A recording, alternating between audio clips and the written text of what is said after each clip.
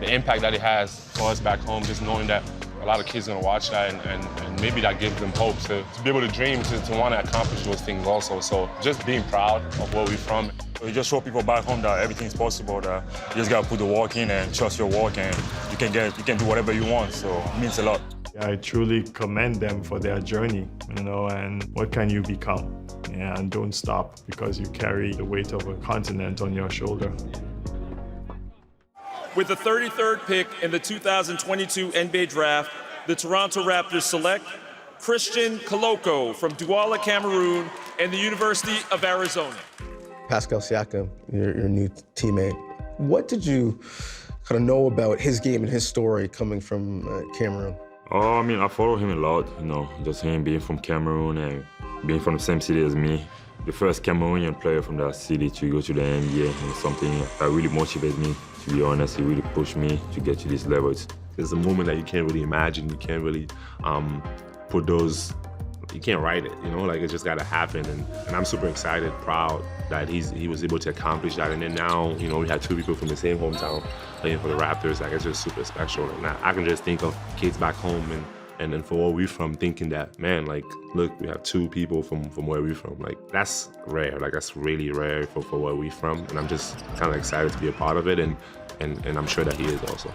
I think the continent is bigger than people think. It tells you how much talent there is on the continent, that these two guys come from the same place, same country as Joel Embiid. The world is ahead of all of them, and they also have young kids that look up to them now. So there's going to be more of them, because Christian saw Pascal, he saw Embiid, and said, these guys can do it, then I can try and I can be. So there's more coming, like from Douala and from all over the continent. You know what it's like? People assume all black people know each other, all Africans know each other, everyone from the same country. In your case, Douala, the same city. Yeah. But it's a city, it's not small. Yeah, a big city. How crazy is it that you guys didn't really know each other historically, but now, you're here together? Yeah, we didn't really know each other. And yeah, it's crazy, small world, right? Like, I mean, it's a big world, but it's also small. I met him briefly in LA, before, but I didn't really know him, and it's super crazy that we ended up here, the same team, and yeah, it's just kind of fate, I think. The first time I met him was in 2019 in LA, and he was just walking out at some places, and I went there, and it was just by accident, and I saw him there, and I was just like, man, I'm from Cameroon, and I'm from Douala and stuff, and we took a picture. I feel like that team, they posted that picture on draft night after I got drafted. They posted that picture, it's funny. The Toronto Raptors, they have found another gem. He's bringing you rim protection, and he's a lob threat. But look at Koloko again. I love his energy. How can't you not appreciate what he's bringing to the table? Have you already been able to kind of give him some wisdom and see how he works? Yeah, no, I think he's definitely a sponge. Like, he wants to learn.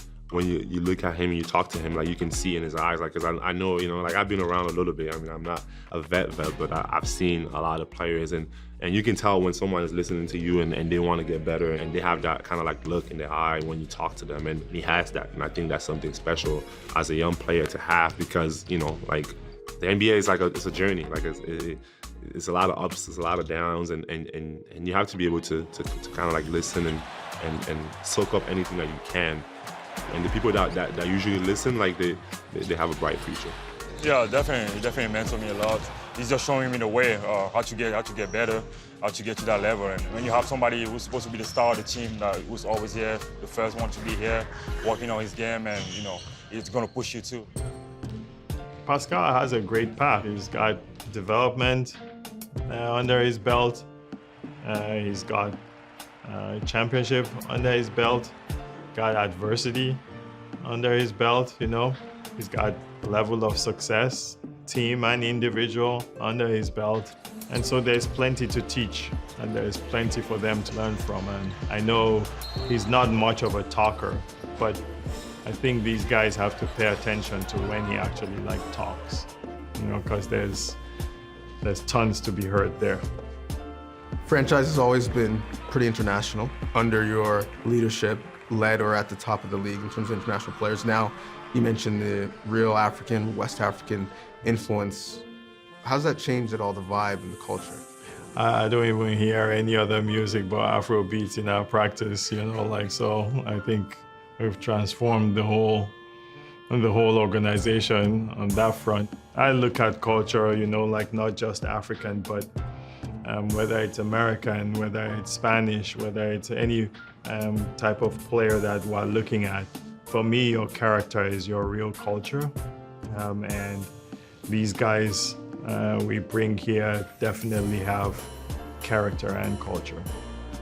Man, it means a lot. You know, Masai have been doing an amazing job in Africa. You know, just with those giants of African camp, and he's always trying to give back to the community back home. And Masai, that's something he really loves. He wants Africa to grow. He wants Africa to grow and be drafted by somebody like that. And he just, you know, give me another motivation and having him basically as a role model, because you want to follow that type of footstep and, you know, give back to your people. It's great, man. Like, it's awesome. I think it just, again, shows the growth of the continent, man. Like, having people, like, from different countries, and, you know, people from Africa, and you know, the last draft, I don't know how many people were drafted with African, you know what I mean? Like, it's just so many things, and just makes you feel proud. And I think be able to have people that you can connect with in that level, in that sense, is also awesome.